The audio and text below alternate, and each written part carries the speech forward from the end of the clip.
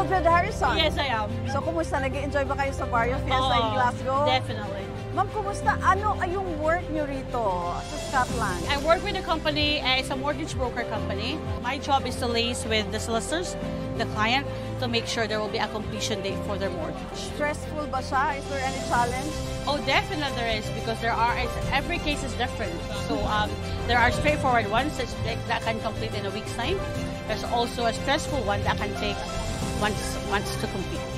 Excited ako, Ma'am Mildred, kasi nabalitaan ko lahat ng produkto namin from Capsule Coffee and Tea. You have tried it for so many years, yes, right? I do. Bakit MX3?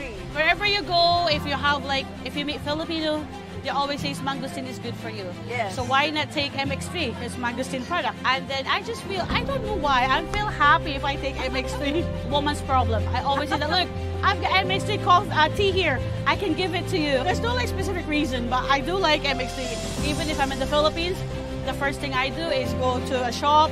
Okay, I'm getting MX3. MX3, dito ako bilhin.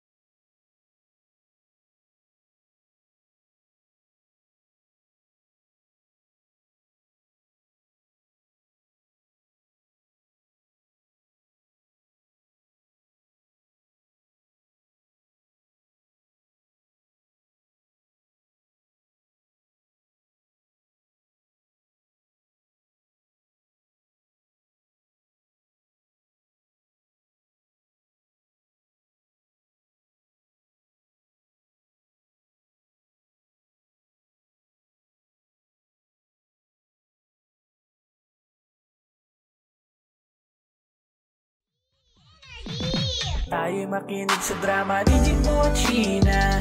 Pag-usapan ang problema ng pamilya. Pwedeng magjowa, pwedeng mag-asawa. Malungkot, masaya, halika dito ka. Dadamayan ka namin, sabihin mo sa'min. Kami na ang bahala, pag-usapan yan natin. Masusolusyonan natin problema mo. Kaya sabihin mo sa amin ang lahat, ano ang drama mo. Same, pero we are number 106.7 Energy FM Pangga. Huwag mo sabihing radyo, sabihin mo Energy! At syempre oras natin 4:34 na. Mga Pangga, kamusta naman? Ay, maulan pa rin ha. Driver, ingatan mo yung pasero mo ha. Lalo na kung napakaganda niya. Hello po. Kaya salamat sa pakikinig ha, sa mga panggapo natin dyan na nasa biyahe. Lalo na yung mga nandyan sa opisina na pauwi na po, no? Nag-ready na, nakiki-wifi lang, para matapos yung oras at alas 5, uwi na. Diba? At nagbabalik po ang inyong Jimbo's DJ na si Jimbo. Kamusta ka mga pangga? Naway masaya ngayong Friday dahil ito na naman. Tapos na naman ang linggong ito at marami na naman ang magigimik, marami na naman ang magkikitang magjojowa, sakto pa umuulan, biglang liko. Ganon eh. Pero syempre, mga kasama natin yung ating mga pag-Friday, nandito itong mga ito eh. Syempre si DJ Nix at si Kuya Fer. Kuya Fer, dapat gano'n.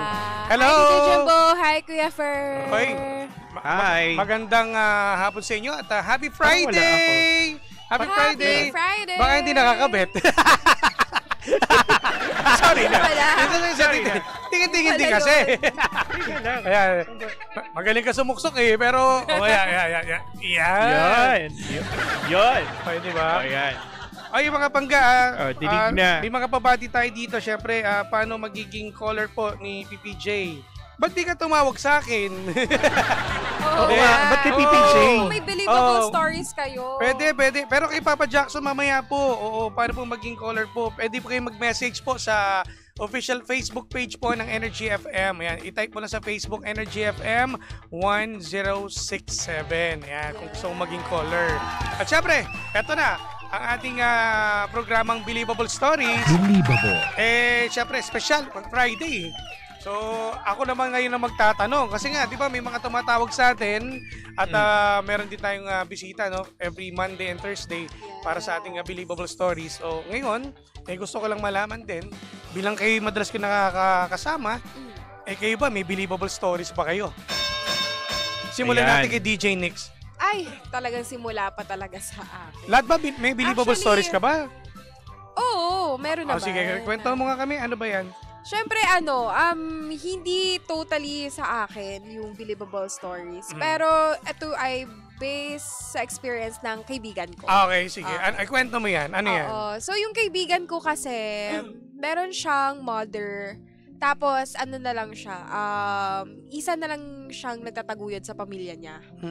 So, yung kaisa-isang ina na yun, like housewife siya. Dalawa yung anak niya. Dalawa lang naman yung anak niya. Tapos, ang nangyari pa doon, niloko pa siya nung asawa niya. Okay. So, na-witness talaga namin, dahil childhood best friend ko siya, na-witness ko kung paano itaguyod ng mother niya yung mga anak niya. So, that time, hindi nila alam, puro utang, puro mga problema yung na-witness namin. Tapos, may bisyo ba yan? May bisyo yung lalaki? Yung lalaki, hindi, pero ng babae. Abisyo yung mga babae. Okay, Oo. tapos? Puro mga pambabae yung mga problema tungkol sa babae talaga. Tapos na-witness ko naman, kahit gaano pala kabait yung tao, kapag may talaga na manloloko ka, magagawa mo talagang magloko. Pero yung mag-asawa, matagal na itong nagsama? Matagal na. So, nagloko? Matagal na. Lately o lang? Recently lang o Matagal lang? Ilang beses na paulit-ulit? Siguro mga mga 3 beses, 4 na beses na nagloko. Tapos, Wow, hobby. Oo nga, tapos na-witness namin yun kasi magkapit-bahay lang kami. Tapos, umabot na sa point yung nanay nangungutang na sa kahit kaninong kapitbahay. Hindi nagbibigay ng pera yung lalaki? Hindi. Yun pa. O sustento? Hindi nagbibigay ng kahit anong sustento doon sa kaibigan ko na yun. Ilan taon na yung kaibigan mo? Same age kami. Ilan sila magkakapatid? 2 lang naman. So, siya yung matanda? Hindi, bunso rin siya. Pero, kahit ganun yung nangyari sa kanila, bilang magkapatid sila yung nagtataguyod na lang dun sa pamilya na meron sila. So, ngayon, hindi ko rin naman maitatanggi kung gaano sila kagalit dun sa father nila, ganun. So, sobrang nagulat ako na isa kasi siyang introvert na babae. Tapos, parang syempre, yung kaibigan ko, pag-aaral, trabaho, yun yung ginagawa nila. Hindi naman napektuhan yung pag-aaral niya dati. Napektuhan. So, buti nakapagtapos naman to. Oo. Tapos, yung mother nila, nagkaroon ng depression. So, paano? Nagkaroon ng depression. So, gano'ng katagal na nagkaroon siya ng depression? Years din talaga, nangayaya talaga siya. Nagkaroon din siya ng inoperahan siya sa hindi ko alam, basta sa babae yung sa may ovary? Something. Ganon. Tapos, nung nagkaroon siya ng depression, naapektuhan na yung physical, emotional niya, kaya nagkaroon na siya ng sakit na gano'n. Kaya inoperahan siya. Tapos after nun, sobrang payat niya na. Tapos as in, hindi na siya makalakad. Kaso ang hirap niya, di ba? Sabi mo, wala silang kaperahan. Yes. Paano nakasurvive? Kasi mahal lang magpa-hospital. Yun. Lagi sila nangungutang. Lagi nangungutang. So, yung time na yun, nangutang sila sa mga kamag-anak. Yes. Tapos, after nun, nung nangutang na sila, ang nagtaguyod sa kanila, yung 2 niyang anak. Na nagtatrabaho na? Hindi. Nagtatrabaho, pero siya, business. Tapos, hanggang sa pumatok, naging, trending yung, during pandemic. Ano bang, yung business nila?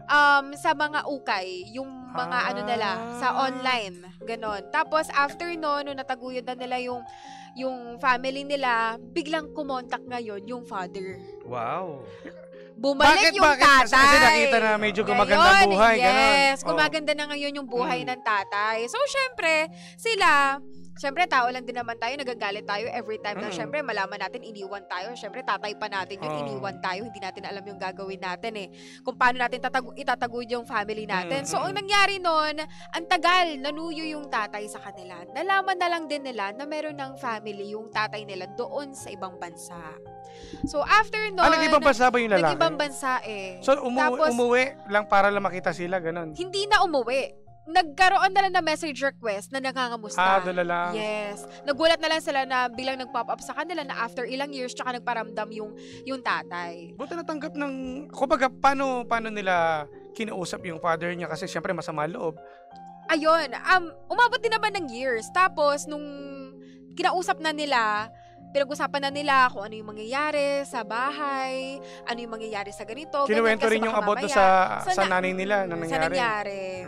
Tapos after nun, nangako na ganito, ganyan. Magbabago. Ganon. Hindi magbabago kasi pamilya na. Yung sustento na lang pinag-usapan. Na lang. Tapos yun, nagbibigay naman, pero hindi na rin tinatanggap ng dalawang sila na umayo kasi nga kaibigan ko dahil kaya na nila kasing tumayo. Kaya na nila tumayo. Meron na kasing business kasi. Exactly. Tapos ngayon, yung mother nila na nagkaroon ng depression at the same time inoperahan siya sa ovary. Ngayon, meron na siyang successful business ngayon na okay din. Wow. So meron na siyang dalawang store. Pares girl to yung ano mo? Yes, parehas na girl. Wow, galing ha. Congrats. Tapos ito, yung isa kong friend, masteral na siya ngayon sa psychology. So, pinagpatuloy niya yung pag-aaral pa rin niya? Yes. Working student pa rin siya ngayon. Nice. Para mataguyod niya at the same time yung sarili niya.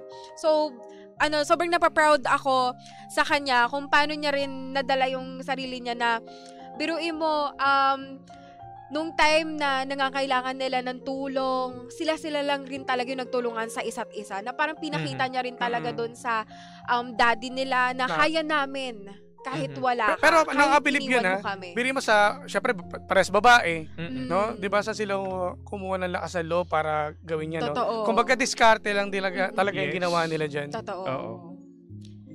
Okay. So ngayon, kamusta buhay nila? Ngayon, meron ng 2 store yung kapatid niya sa Ukay, sa Laguna. Tapos yung mother naman, meron na pong 2 stores na Ukay sa Antipolo. Tapos ito pong, yung bunso po nilang anak, masteral po sa psychologies. Tapos at the same time, working as virtual assistant. Believable. Grabe ha. Amazing. Di ba ibang ano yan ha, ibang kumbaga kadalasan kasi nakita natin ang mga lalaki, no, ang may lakas sa loob, tumataguyod, sa pamilya. sumasalo, may problema sa pamilya, sila gumagawa ng paraan. Pero itong dalawang to, sa murang edad nila, kumbaga may diskarte na hindi biro yung pagtitinda kasi hindi mo rin alam kung kailan papatok. Lalo na ang daming mga nagtitinda ng ukay. Yung ukay ano to, yung mga nasa ano lang, pwesto, saan pwesto nila? Mga pwesto lang din at the same time. Mga nagre-rent mga second sila hand? sa mga, Second hand? Yes, or yung mga second hand. Na galing sila sa ibang bansa. Like yung mga bail, yung mga ganun yung mga binibenta nila. Tapos, syempre, may mga times na niloloko sila. Yung mga pinapadala na bail is wala, mga sira-sira, ganun. Parang mga reject na kadalasan yan eh. Oo. Ilang beses na rin silang nakakuha ng ganong mga bills. Pero syempre, hindi pa rin sila tumigil.